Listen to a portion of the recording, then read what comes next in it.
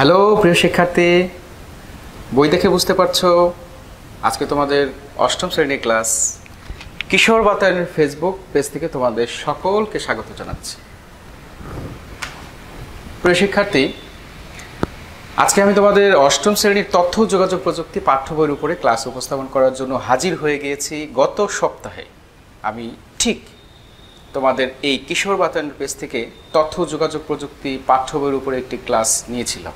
মনে আছে কার কার? দেখি কমেন্টসে লিখো তো। নিশ্চয়ই অনেকের মনে আছে। আমি কিন্তু গত ক্লাসে বলেছিলাম যে তোমাদের বাড়ির কাজটা আমি নেক্সট ক্লাসে স্ক্রিনশট হিসেবে দেখতে চাই। তোমরা যদি স্ক্রিনশট হিসেবে বাড়ির কাজটা রেডি করে রাখো তাহলে এখনই কমেন্টস বক্সে তোমাদের স্ক্রিনশট দেখতে চাই। গত ক্লাসের বাড়ির কাজ তোমরা কি করেছো? মনে আছে গত ক্লাসের বাড়ির কাজ কি দিয়েছিলাম বা কোন অধ্যায় নিয়ে কথা বলেছিলাম? আমি একটু মনে করিয়ে দিই। তথ্য যোগাযোগ প্রযুক্তির গুরুত্ব এবং নিরাপদ ও নৈতিক ব্যবহারের উপরে আমি তোমাদেরকে একটি ক্লাস গত সপ্তাহে আমি নিয়েছিলাম। আমি তোমাদের স্ক্রিনশটগুলো দেখে নিব। আজকেও তোমাদের সাথে আমি খুব মজার একটি অধ্যায় নিয়ে হাজির হয়েছি।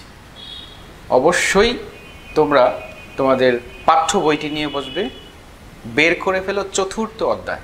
কি আছে চতুর্থ অধ্যায়ে শিক্ষার্থী? চলো, কি আছে চতুর্থ অধ্যায়ে আমরা একটু দেখে নিই। স্ক্রিনে তাকাও, দেখতে পাচ্ছ চতুর্থ অধ্যায়ে কি আছে? স্প্রেডশিট কি? স্প্রেডশিট ব্যবহারের কৌশল ও ক্ষেত্রসমূহ। ওকে, আচ্ছা, স্প্রেডশিট কি? স্প্রেডশিট ব্যবহারের কৌশল ও ক্ষেত্রসমূহ কি? আসো এই বিষয়ে জানার আগে কিছু কথা বলি। আদিকাল থেকেই মানব জাতির হিসাব রাখার দরকার ছিল নানান বিষয়ে। এই হিসাবগুলো মানুষ কিভাবে রাখত? গাছের বাকলের উপরে, পাথরের উপরে বিভিন্ন রকমের চিহ্ন দিয়ে কিন্তু তোমার হিসেবগুলো রাখা হতো। এইভাবে রাখতে গিয়ে অনেক রকমের সমস্যার সম্মুখীন হতে হয়েছে। এই হিসাব রাখার প্রয়োজনার্থে আবিষ্কার করা হলো অ্যাবাকাস। এখন থেকে প্রায় 50 বছর আগে মানুষের হিসাব রাখার জন্য কাগজ কলমে ছিল প্রধান উপায়। একটা পর্যায়ে মানুষের প্রয়োজনের তুলনায় প্রয়োজনের জন্য আবিষ্কার হয়েছে ক্যালকুলেটর। ক্যালকুলেটর আবিষ্কার হওয়ার পর মানুষ কিছুটা স্বস্তি পেলেও বড় বড় সমস্যার সমাধান কিন্তু ক্যালকুলেটর দিয়ে সমাধান করার যায়নি, যার কারণে কালের পরিবর্তনের ফলে আবিষ্কার হয়েছে কম্পিউটার। আজকে আমরা যে যুগে বসবাস করছি সেটা হচ্ছে তথ্য যোগাযোগ প্রযুক্তির যুগ। তোমরা নিশ্চয়ই জানো যে কম্পিউটার যন্ত্রটা প্রথম গণনা যন্ত্র হিসেবে আবিষ্কার করা হয়েছে, কিন্তু এখন কি সেটা শুধু গাণিতিক কাজে ব্যবহার হয় নাকি সর্বক্ষেত্রে ব্যবহার হয়? সব সাইডে ব্যবহার হয় না, সমস্ত সাইডে ব্যবহার হয়। আচ্ছা, আমরা একটু সামনের দিকে যাই, স্ক্রিনের দিকে একটু তাকাও সবাই। দেখো তো এই ছবিটি একটু খেয়াল করো সবাই। দেখতে পাচ্ছ?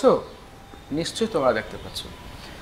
ছবিটিতে একটা শীট আছে, খেয়াল করো কিসের শীট এটা, বা কিসের নকশা, কিসের ঘর, কিসের কলাম, কিসের রো, একটু ভাবো। আচ্ছা, ছবিটি যদি তোমরা কোথাও দেখে থাকো আর যদি নাও দেখে থাকো, আমি বলে দিচ্ছি এটা হচ্ছে একটা স্প্রেডশিটের ছবি। কিসের ছবি? স্প্রেডশিটের ছবি। আমরা এখন যে বিষয় নিয়ে আলোচনা করব বা তোমাদেরকে কনসেপ্টটা ক্লিয়ার করব আমি, সেটা হচ্ছে স্প্রেডশিট কি। আসো, স্প্রেডশিট কি এই সম্পর্কে আমরা একটু জানার চেষ্টা করি।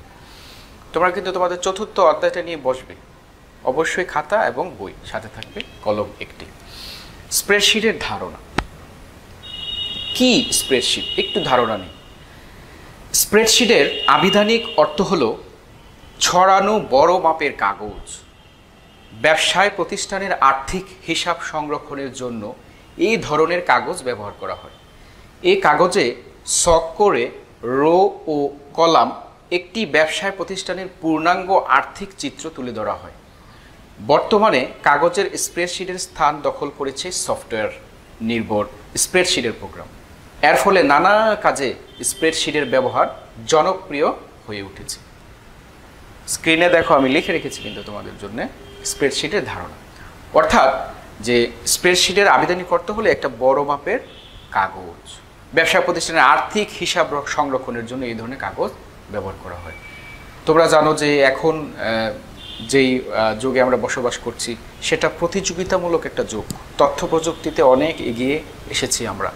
সেখানে তুমি যদি কলম আর খাতা নিয়ে বসে তুমি বড় বড় ইন্ডাস্ট্রি, বড় বড় কারখানা, বড় বড় শিক্ষা প্রতিষ্ঠান, ব্যবসায় প্রতিষ্ঠানের হিসাব যদি তুমি করো, সেই ক্ষেত্রে কিন্তু তুমি পারবে না, বা আমরা পারবো না। সেক্ষেত্রে আমাদেরকে যেটার নির্ভর হতে হবে সেটাই হচ্ছে স্প্রেডশিট, যার মাধ্যমে খুব দ্রুত গতিতে বড় বড় ব্যবসা প্রতিষ্ঠানের হিসাব সংরক্ষণ করাটা খুব সহজ হয়ে যায়।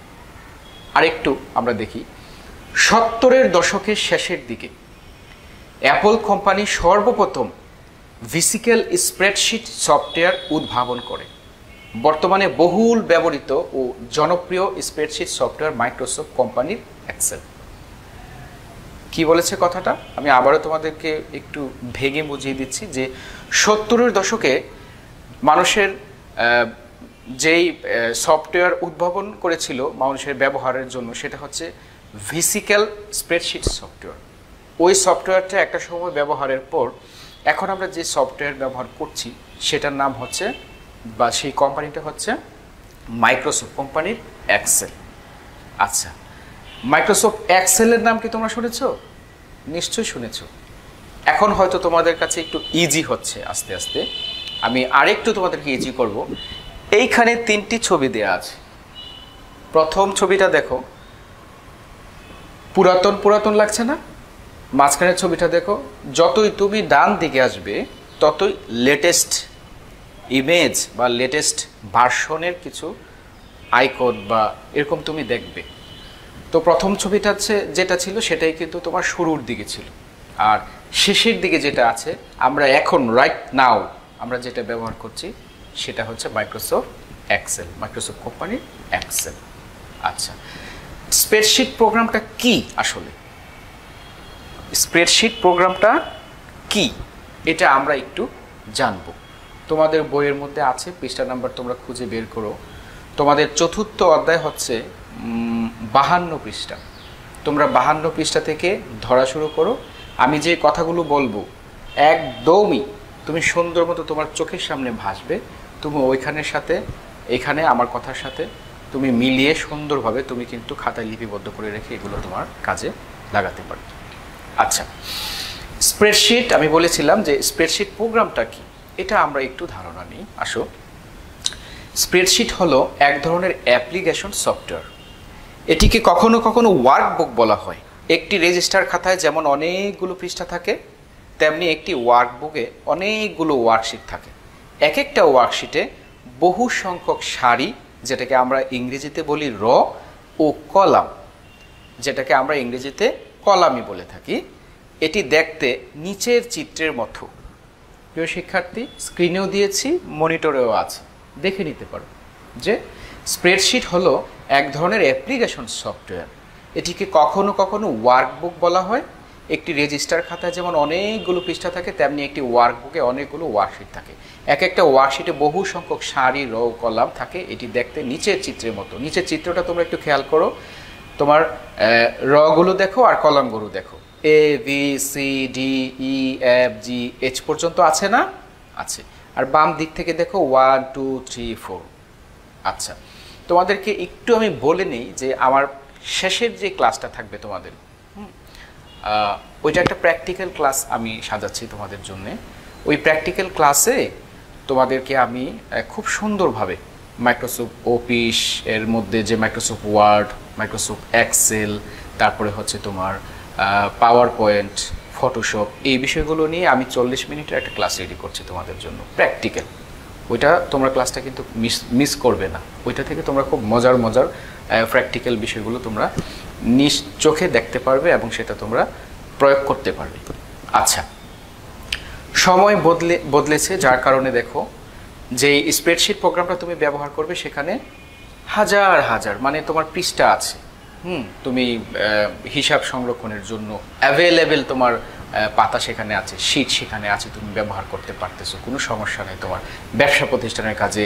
কিংবা আমি বলে নিই সহজ একটা উদাহরণ, যে তুমি যেই প্রতিষ্ঠানে পড়াশোনা করছো, দেশের অনেক শিক্ষা প্রতিষ্ঠানে ডিজিটাল পদ্ধতিতে শিক্ষার্থীদের বেতন আদায় করা হচ্ছে, ডিজিটাল পদ্ধতিতে শিক্ষার্থীদের পরীক্ষার ফিস আদায় করা হচ্ছে।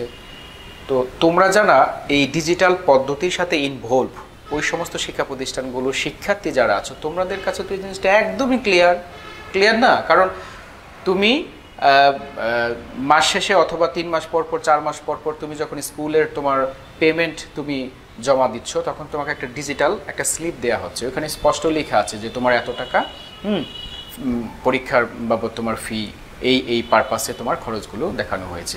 ওইটা কিন্তু যে অপারেট করে সে কিন্তু একটা ক্লিকেই কিন্তু সব কিছু বের করে ফেলতে পারছে। এবং যার কাছে মেইন অপারেটরটা আছে, তার কাছে যে কোনো শিক্ষার্থী গিয়ে বললেই কিন্তু সাথে সাথে ইনফরমেশনটা চলে আসে যে তোমার কত টাকা বকেয়া আছে এই প্রতিষ্ঠানে, তুমি কবে দিয়েছো, তোমার সব কিছু, তোমার ডাটা যা আছে সমস্ত কিছু কিন্তু স্কুলে রয়ে গেছে। তুমি স্কুল থেকে বের হয়ে চলে আসো, কোনো সমস্যা নেই, সেটা অনেক দিন পর্যন্ত তথ্যটা থেকে যাবে। তো এই যে একটা সিস্টেম, এই সিস্টেমে কি হয়েছে, কাজগুলো সহজবোধ্য হয়েছে, খুব দ্রুত গতিতে কিন্তু তোমাদের কাজগুলো করা সম্ভব হচ্ছে একটা শিক্ষা প্রতিষ্ঠানের প্রধানের জন্য। আচ্ছা, আমরা আরেকটু যদি সামনের দিকে যাই, যে তথ্য ও যোগাযোগ প্রযুক্তি এবং স্প্রেডশিট, তথ্য ও যোগাযোগ প্রযুক্তি এবং স্প্রেডশিট। আমরা তথ্য ও যোগাযোগ প্রযুক্তির যুগে বসবাস করছি। তোমাদের তো ভাগ্য ভালো শিক্ষার্থী যারা এখন 8ম শ্রেণীতে পড়াশোনা করছো। আমি মনে করি তোমাদের জীবনের সবচেয়ে মজার এবং সবচেয়ে ইম্পর্টেন্ট একটা লাইফ তোমরা কাটাচ্ছ। আমরা যখন পড়াশোনা করেছি, আমার কাছে একটা ক্যালকুলেটর ছিল ছোটোবেলা, আমি যখন পড়াশোনা করেছি। আমি এই ক্যালকুলেটরটা রাতের বেলা আমার বালিশের পাশে নিয়ে আমি ঘুমিয়েছি। আমার কাছে মনে হয়েছে এটা আমার জন্য অনেক বড় কিছু।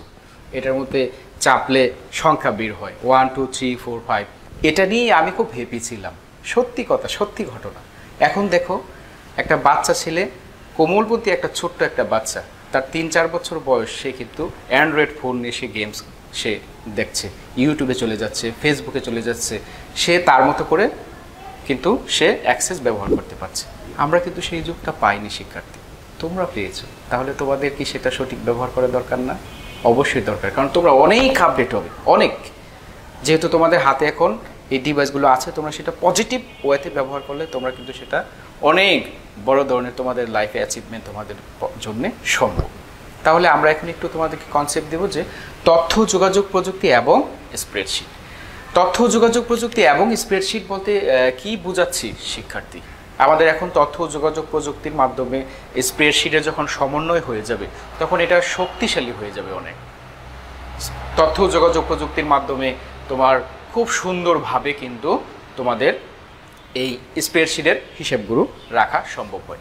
আমি আবার একটু বইটি দিচ্ছি প্রিয় শিক্ষার্থী, গদবাদা যখন কথা বলতে থাকবো একটানা তোমরা হয়তো বোরিং ফিল করবে। তোমরাও একটু বইটি নাও, আমি একটু বইটি দিচ্ছি। কেন নিয়েছি আমি বলে দিচ্ছি। আমি যে পৃষ্ঠা নাম্বারটা তোমাদেরকে বলবো এখন, তোমরা ওই পৃষ্ঠাটা একটু বের করে ফেলো সবাই। 52 পৃষ্ঠা থেকে বলেছিলাম তোমাদের শুরু। আচ্ছা, 53 পৃষ্ঠা বের করো। দেখো যে স্প্রেডশিট ব্যবহারের উদ্দেশ্য আমি একটু বলে নিই, সামনে আবার আমি যাচ্ছি। যে ঘটনা 1 আছে একটা, নতুন করে উচ্চ বিদ্যালয়ের সাময়িক পরীক্ষার ফলাফল প্রস্তুত করার জন্য একটি বড় রেজিস্টার খাতা ব্যবহার করা হতো। শিক্ষকগণ বিভিন্ন বিষয়ে প্রাপ্ত নম্বর সেই রেজিস্টারে লিপিবদ্ধ করতেন। এরপর সবগুলো বিষয়ের বিষয়ভিত্তিক গ্রেড পয়েন্ট বের করে জিপিএ নির্ণয় করা হতো। কিন্তু এই প্রক্রিয়ায় তাদের অনেক ভুল হতো এবং পরে তা আবার সংশোধন করতে হতো। ফলাফলের পুরো প্রক্রিয়াটি সম্পন্ন করতে কয়েক দিন সময় লেগে যেত। ঘটনা 2, এই একই ঘটনাকে 2টা আবার দেখো। এসআর এন্টারপ্রাইজ একটি রড সিমেন্টের ব্যবসা প্রতিষ্ঠান, প্রতিদিন তাদের অনেক লেনদেন হয়, এর কিছু নগদ কিছু বাকিতে লেনদেন। ক্যাশ বই এই হিসাব রাখতে ক্যাশিয়ারকে অনেক হিমশিম খেতে হতো। তো 3 নম্বর ঘটনা, মিস্টার সুমন সবসময় আয়ের সাথে সঙ্গতি রেখে সংসার চালানোর চেষ্টা করেন। এজন্য তিনি একটা ডায়েরিতে আয় ব্যয় হিসাব রাখার চেষ্টা করেন। মাঝে মধ্যে তিনি হিসাবে গরমিল করে ফেলেন। উক্ত ঘটনাগুলি ব্যক্তি বা প্রতিষ্ঠান যে সমস্যার সম্মুখীন হয়েছে তা স্প্রেডশিট সফটওয়্যার ব্যবহার করে সমাধান করা সম্ভব। এই কথাটা বলার জন্যই আর তোমাদেরকে দেখিয়ে দেওয়ার জন্য আমি এই বইটা এখন বের করেছিলাম।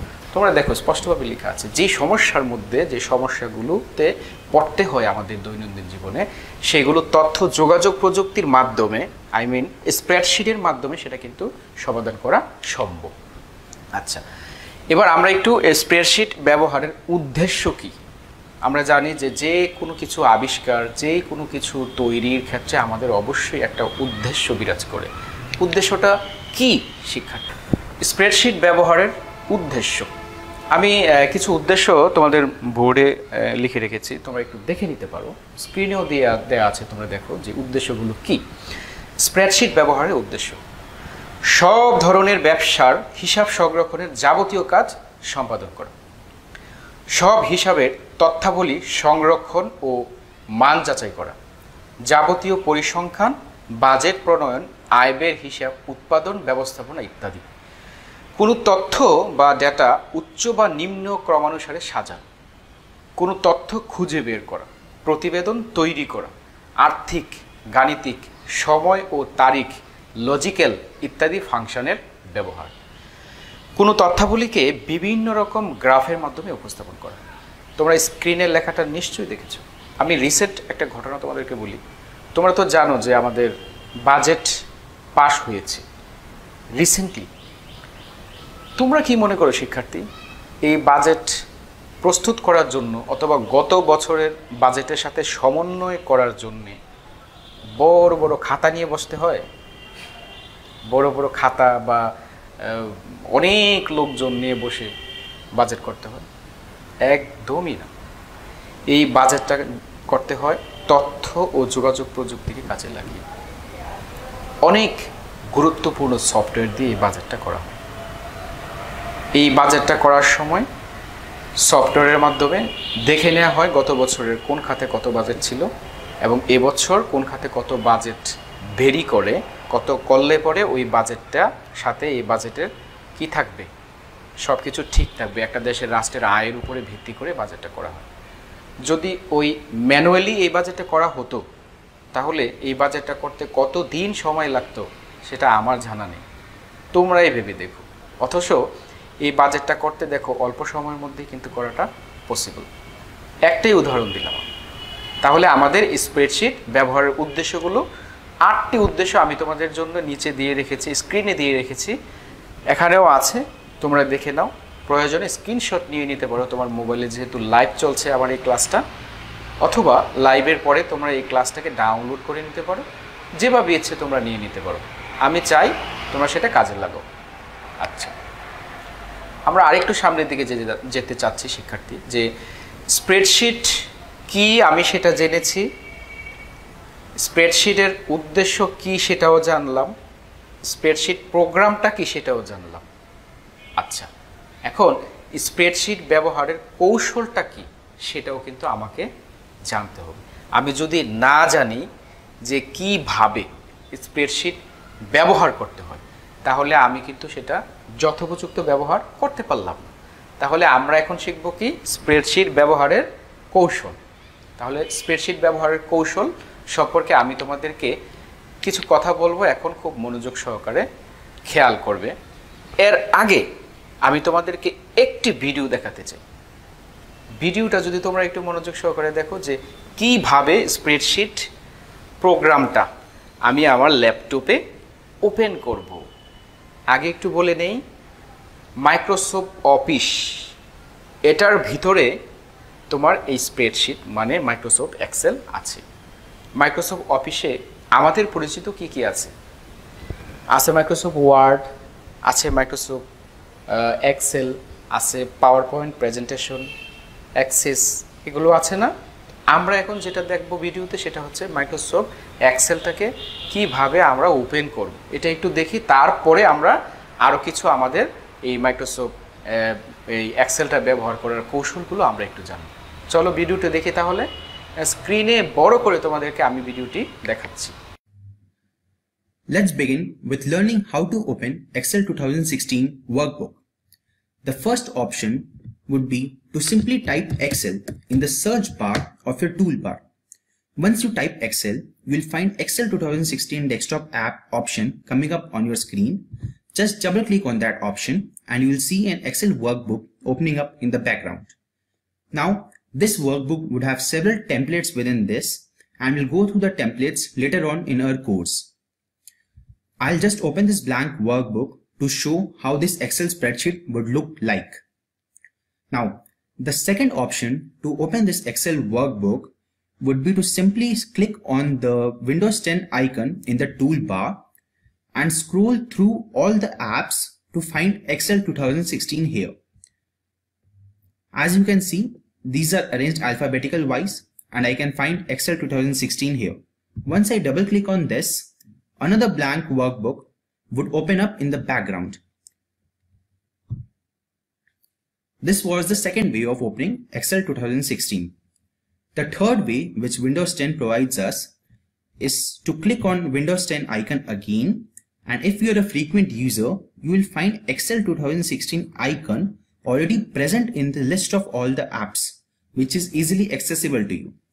Again, once I double click this, a new workbook would open up.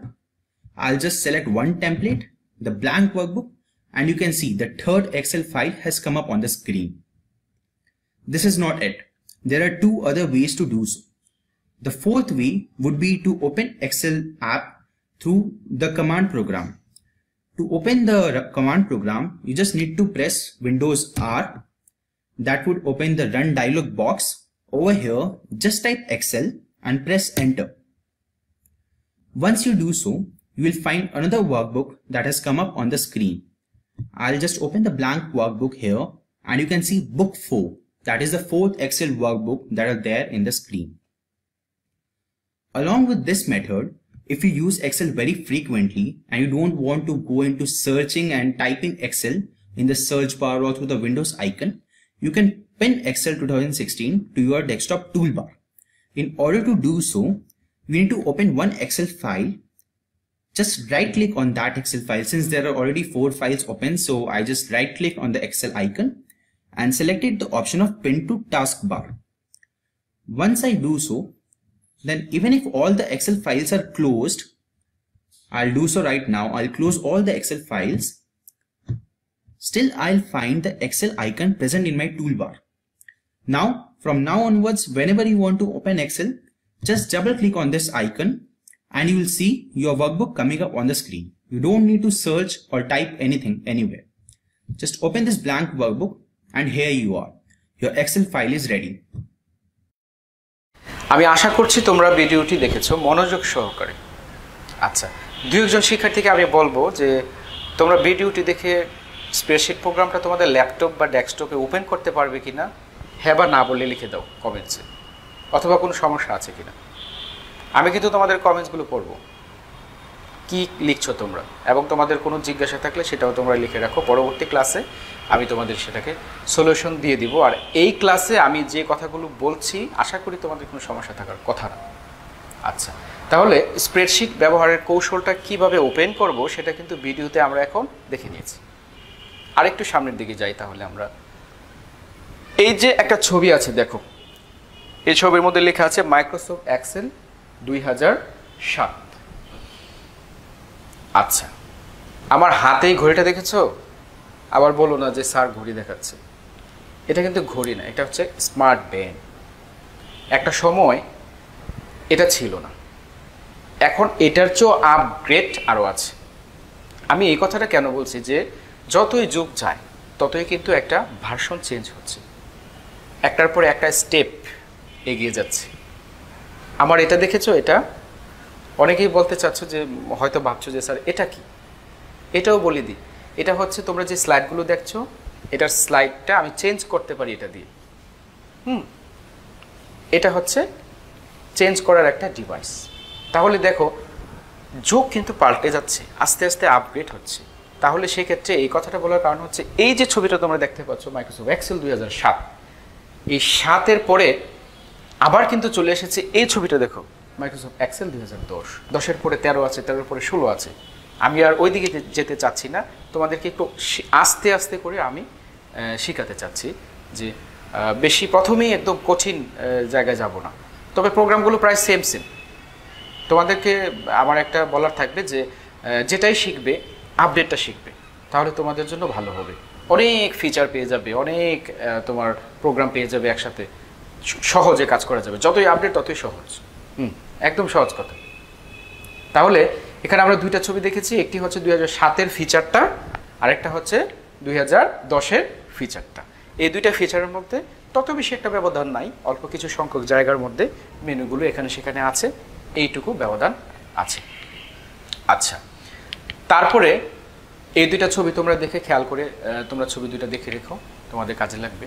যে মাইক্রোসফট এক্সেল পরিচিতি এবং বিভিন্ন অংশের বিবরণী।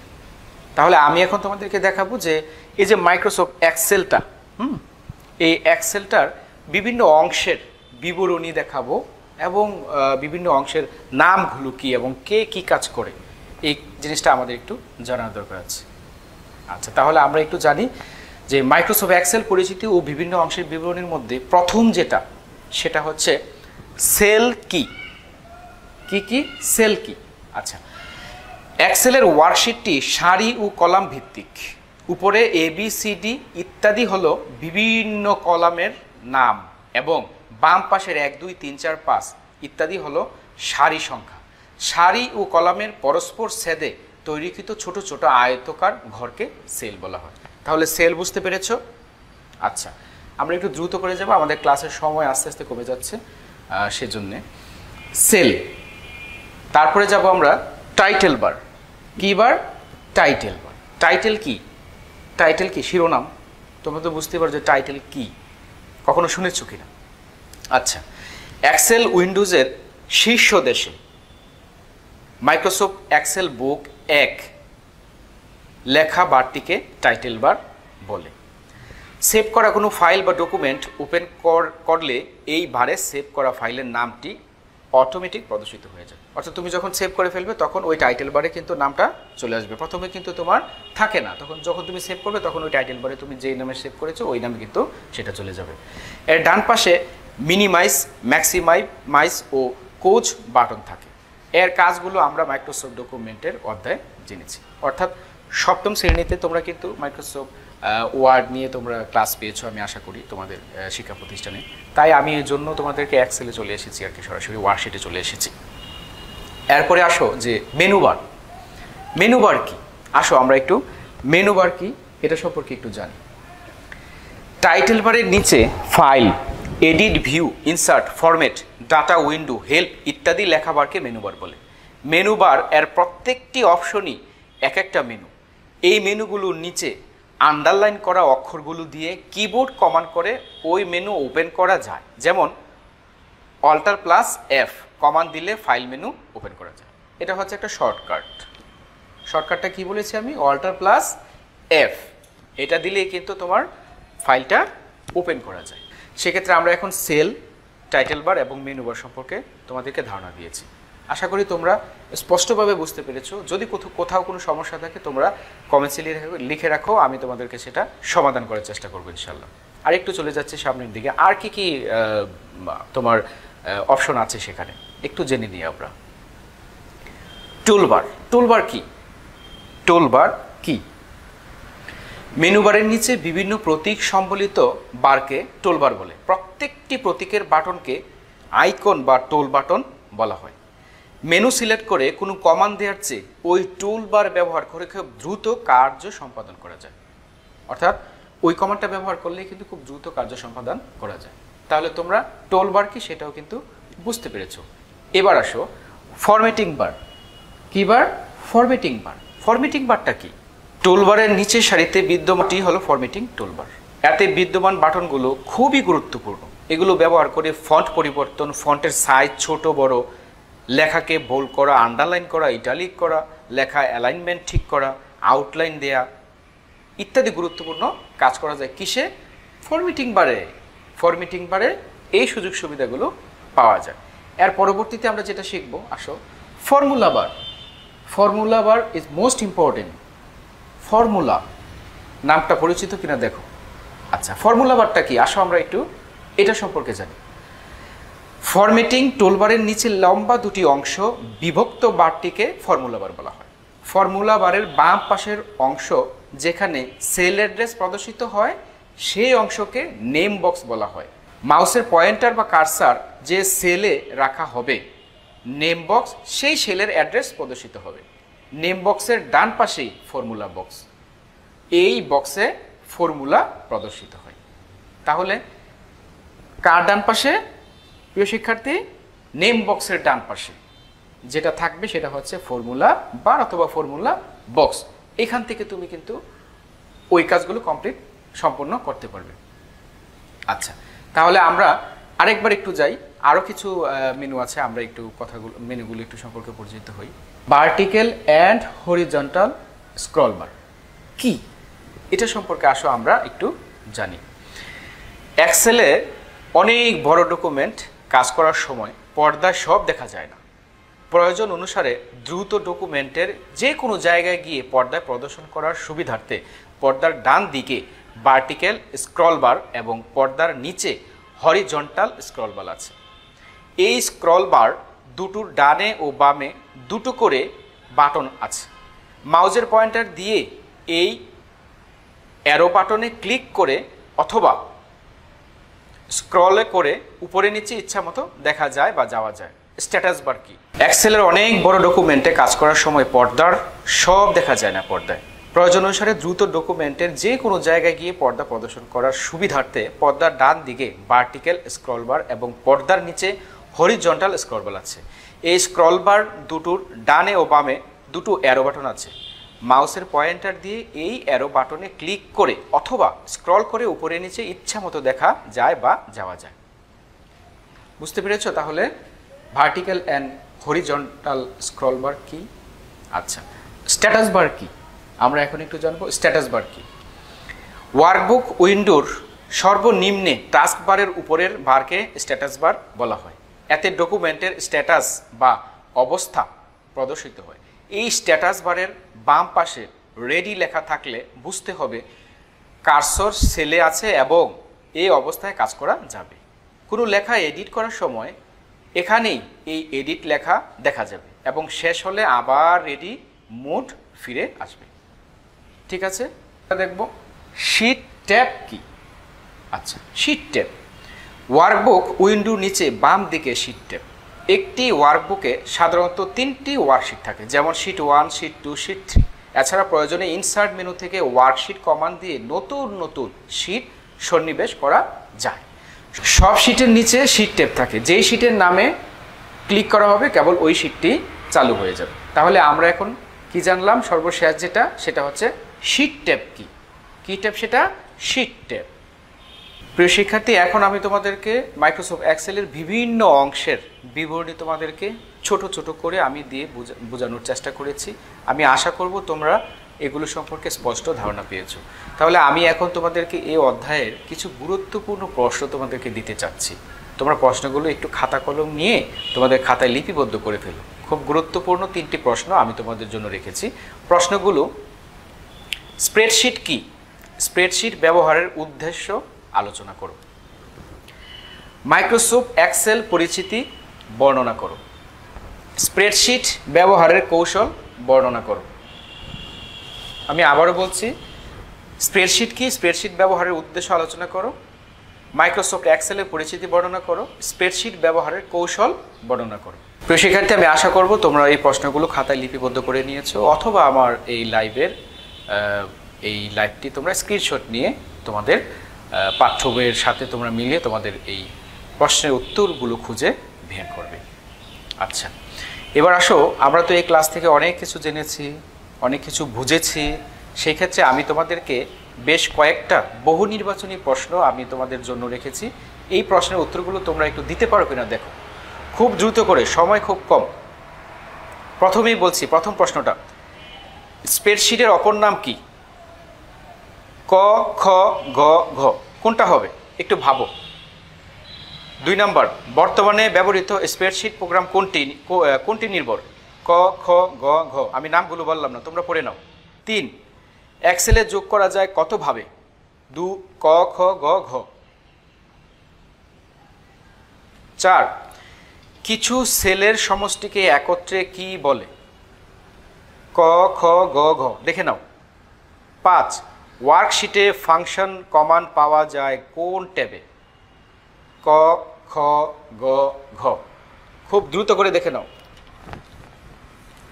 6 টাইটেল বার এক্সেল উইন্ডোর কোথায় থাকে? ক, খ, গ, ঘ। প্রিয় শিক্ষার্থী তোমরা দেখেছো প্রশ্নগুলো? এখানে 6টি প্রশ্ন আছে। পারবে? কত মিনিট সময় দিব? মিনিট না, 10 সেকেন্ড সময়। খুব দ্রুত করে তোমরা দেখে নাও। আমি এখন উত্তরগুলো দিয়ে দিব, তোমরা মিলিয়ে নাও। আচ্ছা, সময় শেষ হয়ে গেছে আমাদের। আমরা একটু উত্তরগুলো মিলিয়ে নিই। শিক্ষার্থী দেখো, একটু খেয়াল করো। পেয়েছো? দেখো, 1-এর খ, 2-এর ঘ, 3-এর ক, 4-এর খ, 5-এর গ এবং 6-এর গ। আশা করি তোমরা পেরেছো অনেকেই। আর যারা পারোনি তারা ট্রাই করো বাসায়, কোনো সমস্যা নেই, ইনশাল্লাহ তোমরা পারবে। এই পৃষ্ঠা শেষ। এর পরের পৃষ্ঠায় আরও কিছু প্রশ্ন তোমাদের জন্য রেখেছি, বহু নির্বাচনী, মোট 10টি প্রশ্ন। এখন এই বাকি প্রশ্নগুলো একটু দেখে নাও, তোমরা স্ক্রিনে দেয়া আছে, খুব দ্রুত করে দেখো। ওয়ার্কবুকে অনেকগুলো কি থাকে? ক, খ, গ, ঘ। কোনটা হবে? 8 এক্সেল উইন্ডোর একেবারে উপরে ওয়ার্কবুকের শিরোনাম লেখা থাকে কোন ভারে? ক, খ, গ, ঘ। দেখে নাও। 9 সহজে পরীক্ষার রেজাল্ট তৈরির জন্য ব্যবহৃত প্রোগ্রাম কোনটি? ক, খ, গ, ঘ। দেখে নাও। 10 নম্বর জটিল ও দীর্ঘ হিসাবের জন্য উপযোগী কোনটি? ক, খ, গ, ঘ। সময় নেই, খুব দ্রুত করে দেখে নাও। এখনই আমি তোমাদেরকে উত্তর দিয়ে দিচ্ছি প্রিয় শিক্ষার্থী। উত্তরগুলো একটু দেখে নাও খুব দ্রুত। 7-এর গ, 8-এর খ, 9-এর ক, 10-এর ঘ। আশা করি 10টা প্রশ্নের উত্তরই তোমরা করতে পারবে। এবার একটি বাড়ির কাজ তোমাদের জন্য আমি দিব। বাড়ির কাজটি তোমরা একটু লিখে নাও। বাড়ির কাজ কি দিয়েছে? বাড়ির কাজ দেখো তো, স্ক্রিনে লেখা আছে। স্প্রেডশিট কি? স্প্রেডশিট ব্যবহারের উদ্দেশ্য ও কৌশল বর্ণনা করো। স্প্রেডশিট ব্যবহারের উদ্দেশ্য ও কৌশল বর্ণনা করো। আশা করি লিখে ফেলেছো। প্রিয় শিক্ষার্থী, আমি ছিলাম তোমাদের সাথে এতক্ষণ তোমাদের তথ্য ও যোগাযোগ প্রযুক্তি পাঠ্য বইয়ের উপরে 4র্থ অধ্যায়ের খুব মজার একটি বিষয় নিয়ে, স্প্রেডশিট। পরবর্তী ক্লাসে তোমাদের সাথে আমি আবারও হাজির হব তোমাদের এই কিশোর বাতায়নের এই পেজ থেকে। সেই পর্যন্ত তোমরা সকলেই নিরাপদ আশ্রয়ে থাকো, ভালো থাকো, সুস্থ থাকো, সুন্দর থাকো। ধন্যবাদ সবাইকে।